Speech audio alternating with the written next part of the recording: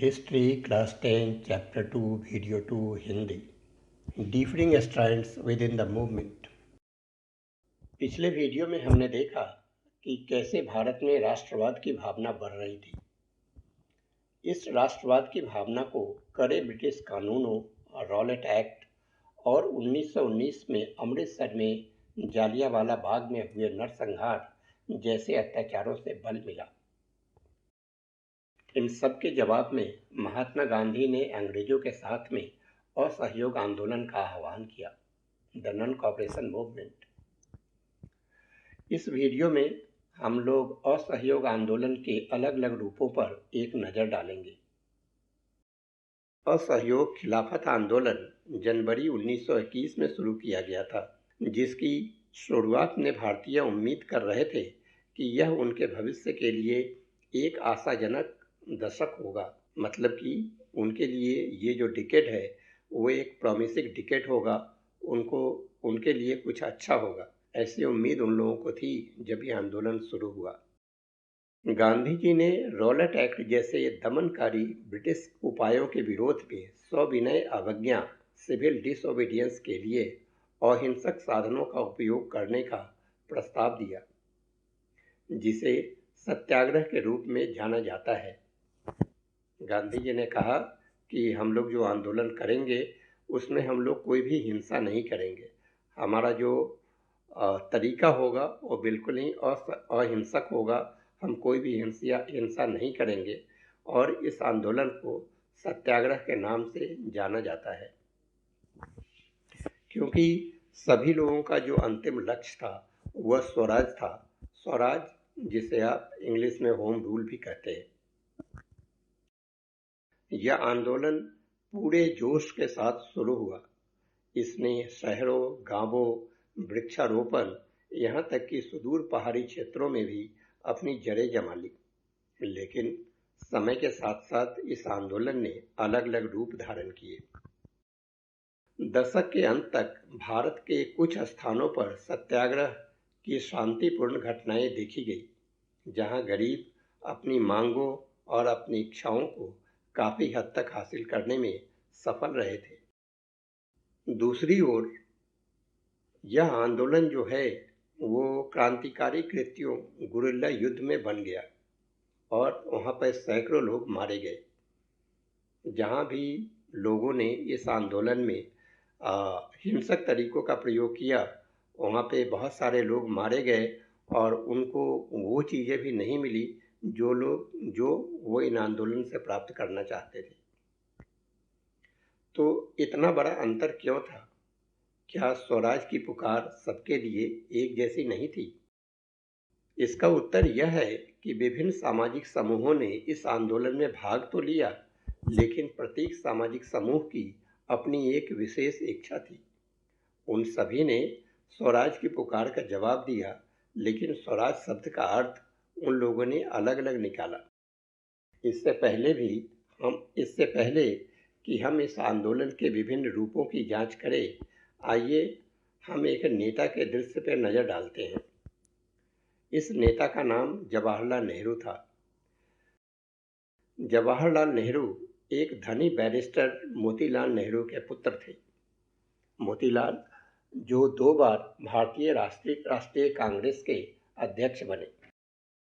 जवाहरलाल नेहरू ने अपने पिता की तरह इंग्लैंड में कानून की पढ़ाई की थी। गांधी जी के दक्षिण अफ्रीका से भारत आने के ठीक 3 साल पहले 1912 में जवाहरलाल नेहरू भारत लौट आए थे। इन दोनों व्यक्तियों की नियति आने वाले वर्षों में बहुत ही जटिल रूप से आपस में जुड़ी रही। वे भारत स्वतंत्रता के लिए संघर्ष कर रहे थे। शुरू से ही नेहरू गांधी की असहयोग विचारधारा से बहुत प्रभावित थे। गांधी ने जो ये नॉन कोऑपरेशन मूवमेंट का विचार लोगों को दिया, जो रास्ता गांधी जी ने दिखाया लोगों को, इसका बहुत ज़्यादा प्रभाव नेहरू जी के ऊपर था। असहयोग आंदोलन शहरों में शुरू हुआ और ग्रामीण भारत में फैल गया। पहले कस्बों और शहरों की बात करते हैं। शहरों में आंदोलन की शुरुआत मध्यम वर्ग की भागीदारी से हुई। हजारों छात्रों ने सरकार द्वारा नियंत्रित स्कूलों और कॉलेजों को छोड़ दिया।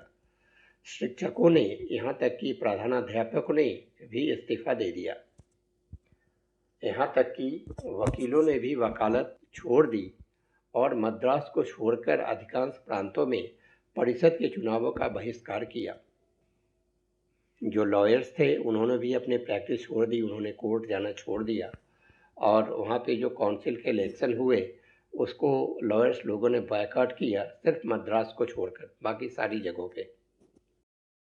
इधर मद्रास में एक जस्टिस पार्टी थी, उन लोगों को कुछ और ही लगा। जस्टिस पार्टी जो है वो गैर ब्राह्मणों की पार्टी थी, मतलब कि जो लोग ब्राह्मण नहीं थे वही लोग इस पार्टी में थे।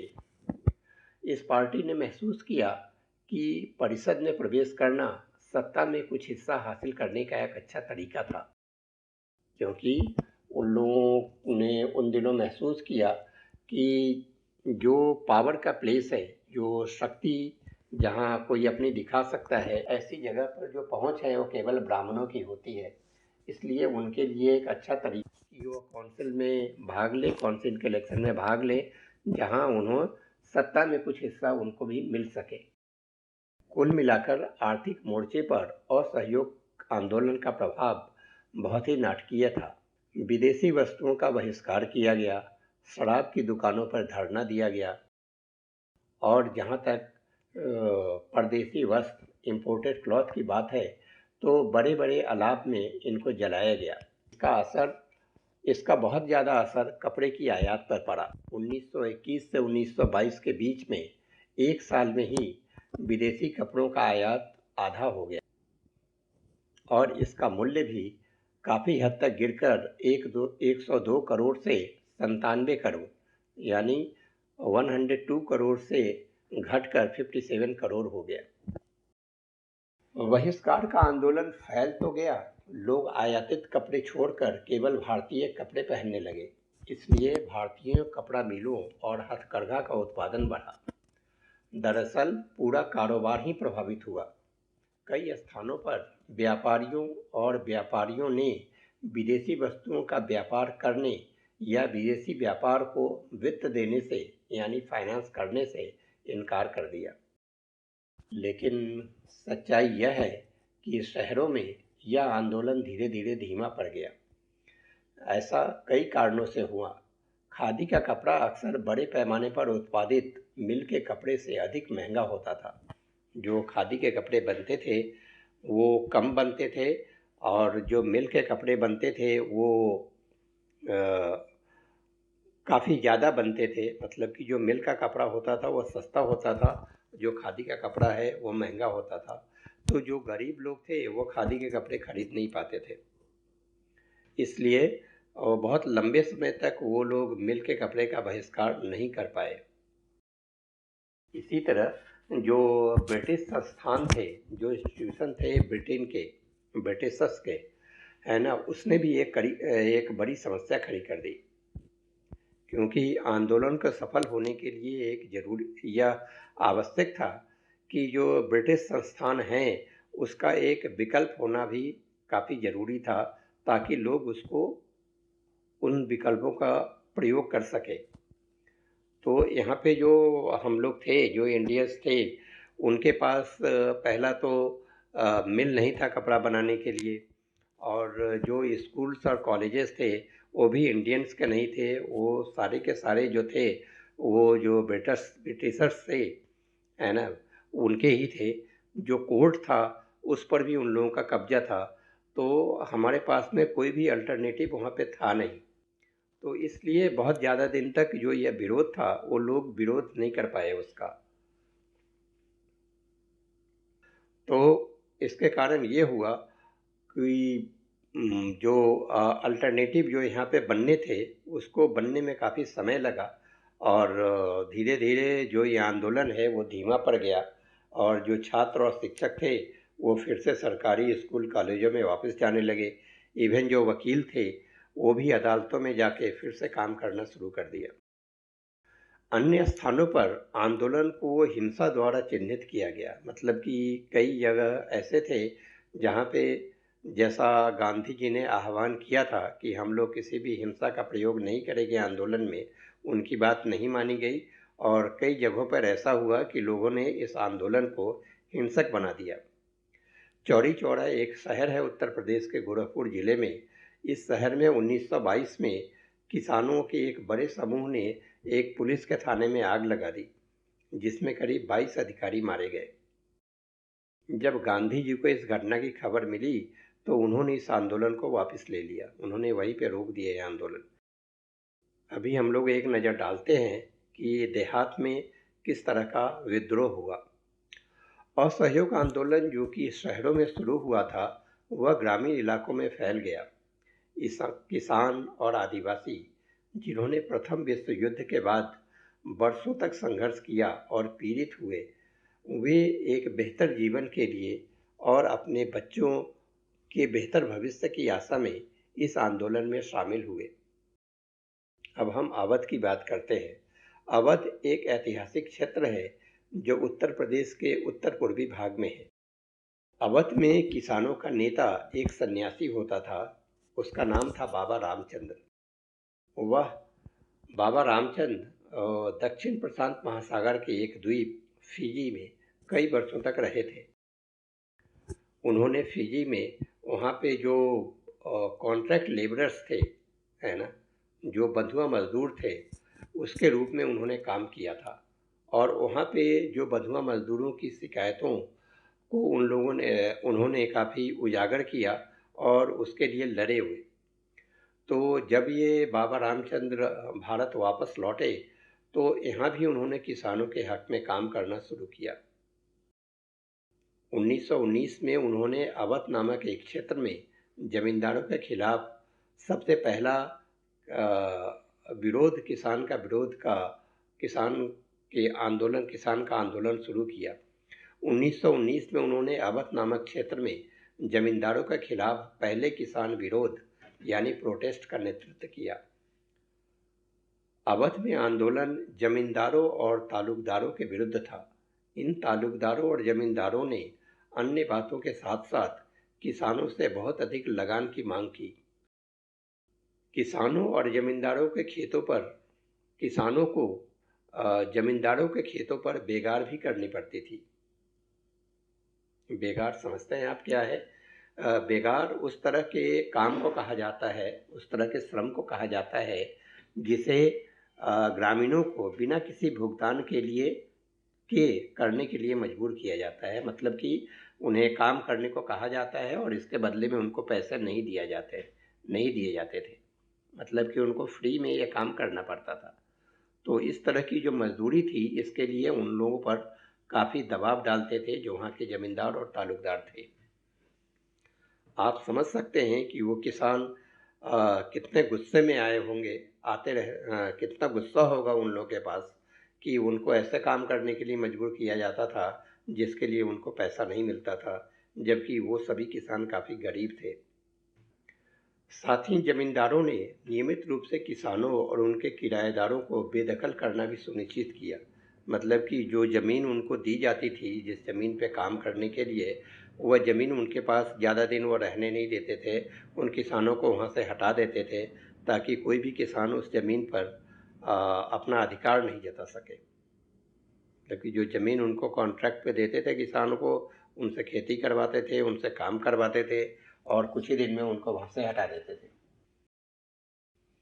तो वास्तव में ये गरीब किसान और उनके परिवारों के लिए बहुत ही विकट स्थिति थी।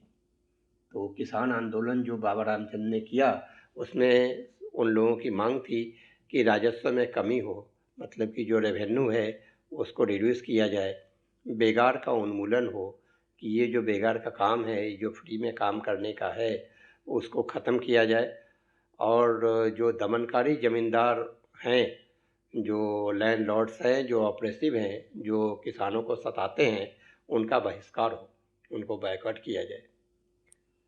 पंचायतों ने मोर्चा संभालना शुरू कर दिया। जमींदारों को नाई और धोबी के सेवाओं से वंचित करने के लिए कई जगहों पर पंचायतों द्वारा नाई धोबी बंद का आयोजन किया गया। मतलब कि जो भी लैंडलॉर्ड्स थे जो काफ़ी इन लोगों को परेशान कर सताते थे, काफ़ी जो किसान थे उनको दबा के रखते थे, उनके खिलाफ इन लोगों ने आंदोलन किया और इनको जो नाई धोबी थे उन लोगों ने इन लोगों को सेवा देना बंद कर दिया।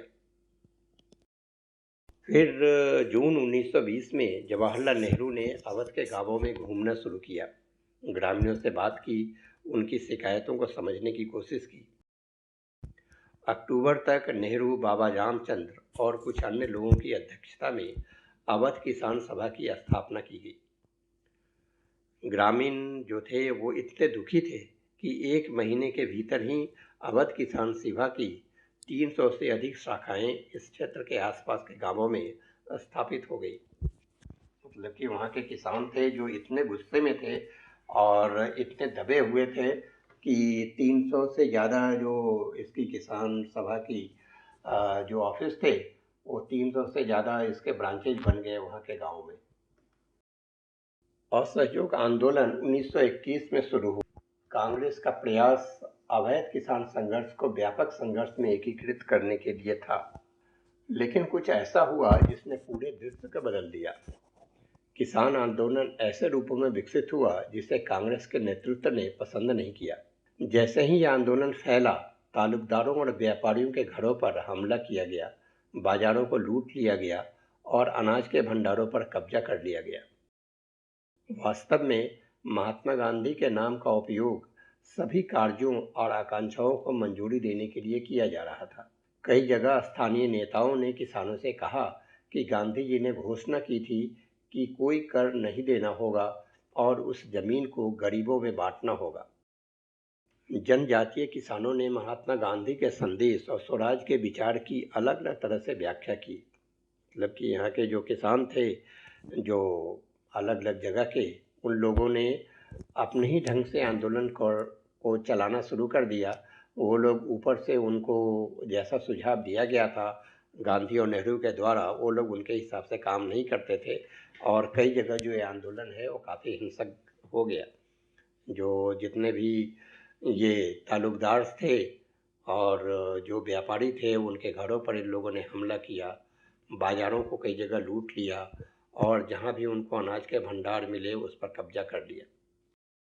तो आइए एक नज़र डालते हैं कि भारत के दूसरे हिस्से में क्या हो रहा था। हम लोग चलते हैं आंध्र प्रदेश। आंध्र प्रदेश के गुड्डेम पहाड़ियों के रूप में जानी जाने वाली इस जगह के ब्रिटिश शासन के खिलाफ विरोध ने एक और रूप ले लिया, क्योंकि आंध्र प्रदेश में एक गुड्डेम पहाड़ी है। वहाँ पर जो लोगों ने विरोध किया तो ये जो आंदोलन है वहाँ पे एक गुरिल्ला वार में बदल गया, छापामार युद्ध। 1920 के दशक की शुरुआत में ही एक उग्रवादी गुरिल्ला आंदोलन फैल गया। यह निश्चित रूप से संघर्ष का ऐसा रूप नहीं था जिसे कांग्रेस स्वीकार कर सकती थी, लेकिन एक कारण था कि वहाँ के लोग औपनिवेशिक शासन से नाराज थे। जो कॉलोनियल रूल था उससे बहुत ज़्यादा नाराज थे और यहाँ के अन्य वन क्षेत्रों में की तरह सरकार ने बड़े बड़े वन क्षेत्रों को बंद कर दिया था। मतलब कि ये जो है ये फॉरेस्ट एरिया था, तो यहाँ पे जो बड़े बड़े फॉरेस्ट थे वो यहाँ पे जो ब्रिटिशर्स थे उन लोगों ने उस क्षेत्रों को बंद कर दिया था और जो वहाँ के विलेजर्स थे उनको जाने नहीं देते थे। तो विलेजर्स को वहाँ पे अपने जो मवेशियों को चराना रहता था और उनको जलाने के लिए लकड़ी लेना होता था। फॉरेस्ट से वो लोग फल भी तोड़ के लाते थे अपने खाने के लिए, तो उनको इन सारी चीज़ों से वंचित कर दिया गया, जिसके लिए लोगों में काफ़ी गुस्सा था। तो पहाड़ी के लोग जो है काफ़ी गुस्से में थे। इससे उनकी आजीविका जो है वो बहुत प्रभावित हुई थी और उन्होंने यह भी महसूस किया कि ये तो उनके अधिकार है, क्योंकि वो लोग उसी एरिया के रहने वाले थे। तो वे मानते थे कि जो जंगल है ये उन लोगों का ही है, कोई उनसे उनका अधिकार नहीं छीन सकता था।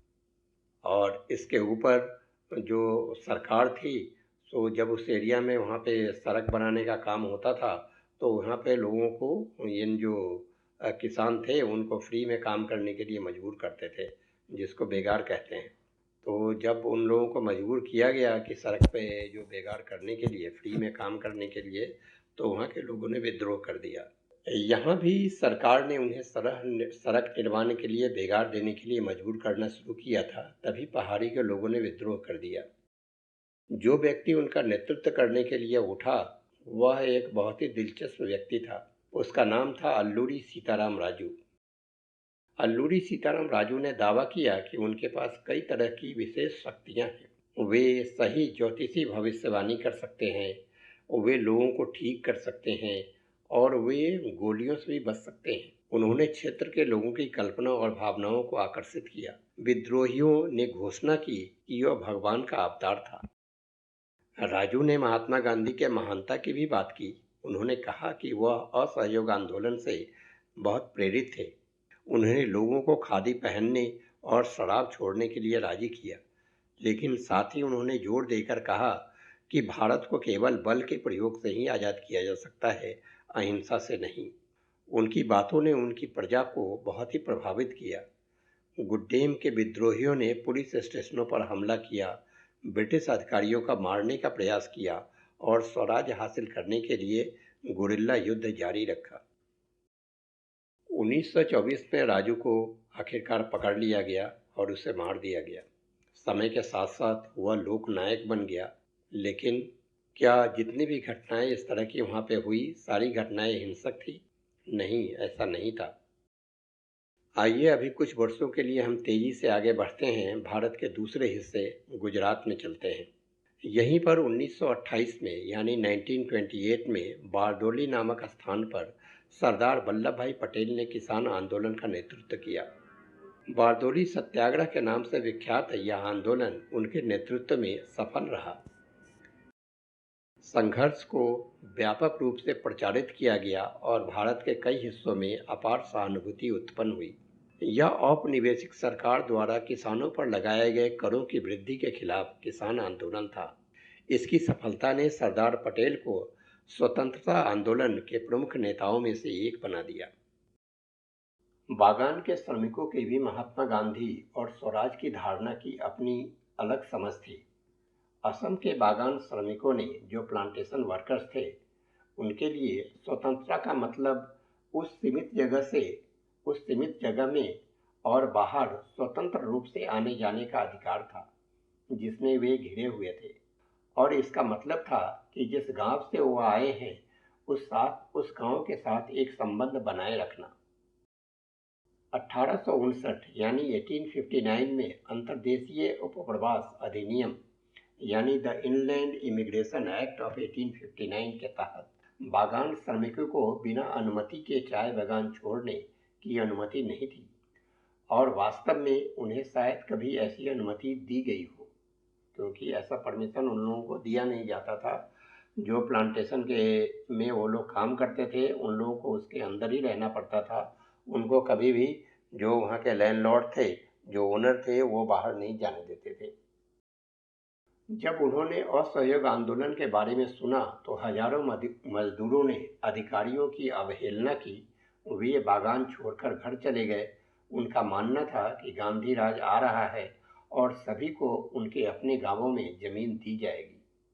हालांकि जब वो वहां से निकल पड़े तो वो अपने गंतव्य तक नहीं पहुंच सके, क्योंकि उस समय रेलवे और स्टीमर की हड़ताल चल रही थी। वे लोग रास्ते में ही फंस गए। उन सभी लोगों को पुलिस ने पकड़ लिया और बहुत ही बेरहमी से पीटा। आंदोलन के दृष्टिकोण को कांग्रेस के कार्यक्रम द्वारा परिभाषित नहीं किया गया था। उन्होंने स्वराज शब्द की अपने ही तरीके से व्याख्या की, यह कल्पना करते हुए कि एक ऐसा समय होगा जब सभी दुख और सभी परेशानियां खत्म हो जाएंगी। फिर भी जब आदिवासियों ने गांधी के नाम का जाप किया और स्वतंत्र भारत की मांग के नारे लगाए तो वे भावनात्मक रूप से एक अखिल भारतीय आंदोलन से संबंधित थे। जब उन्होंने महात्मा गांधी के नाम पर काम किया या अपनी गतिविधियों को कांग्रेस की गतिविधियों से जोड़ा तो वे एक ऐसे आंदोलन से तादात्म्य स्थापित कर रहे थे जो उन्हें उनके तत्काल इलाके की सीमाओं से परे था। अब आगे क्या होने वाला था? 1920 का दशक और 1930 के दशक में आगे बढ़ने से हम देखते हैं कि एक ऐसा समय जब ब्रिटिश शासन से मुक्त होने का संकल्प बहुत मजबूत होगा। एक ऐसा समय होगा जब नए दूरदर्शी दृश्य दिखाई देंगे, गांधी और नेहरू और पटेल जैसे नेता अब क्या कदम उठाएंगे, हम इन सब का जवाब अगले वीडियो में देखेंगे। तो अभी तक हम लोगों ने देखा कि सत्याग्रह ने पूरे भारत में अपनी जड़ें जमाई, लेकिन इसके रूप अलग अलग हो गए। शहरों में शिक्षकों और छात्रों ने शिक्षण संस्थाओं का बहिष्कार किया, वकीलों ने अदालतों से इस्तीफा दे दिया और विदेशी कपड़े जलाए गए। बारडोली जैसे क्षेत्र में सत्याग्रह शांतिपूर्ण और सफल रहा, लेकिन चौरी चौरा जैसे जगहों पर यह हिंसा से चिन्हित था। वास्तव में 1921 में महात्मा गांधी द्वारा आंदोलन को बंद करने का कारण बन गया। चौरी चौरा का जो इंसिडेंट हुआ, उसके कारण महात्मा गांधी ने 1921 में इस आंदोलन को बंद कर दिया। दूसरी ओर आंध्र प्रदेश के गुड्डेम पहाड़ी में गुरिल्ला युद्ध का रूप ले लिया इस आंदोलन ने। इस समय तक जवाहरलाल नेहरू भारतीय राजनीति में शामिल हो गए और अवध किसान सभा के संस्थापक में से एक बन गए। तो इतनी सारी बातें हमने इस वीडियो में देखी। आगे की वीडियो में हम इससे आगे की बात करेंगे। आपका धन्यवाद। अगर आपके मन में कोई प्रश्न है, आप कुछ जानना चाहते हैं, तो आप कमेंट में लिख सकते हैं, हम लोग इसका जवाब देंगे। आपके समय के लिए आपका बहुत बहुत शुक्रिया।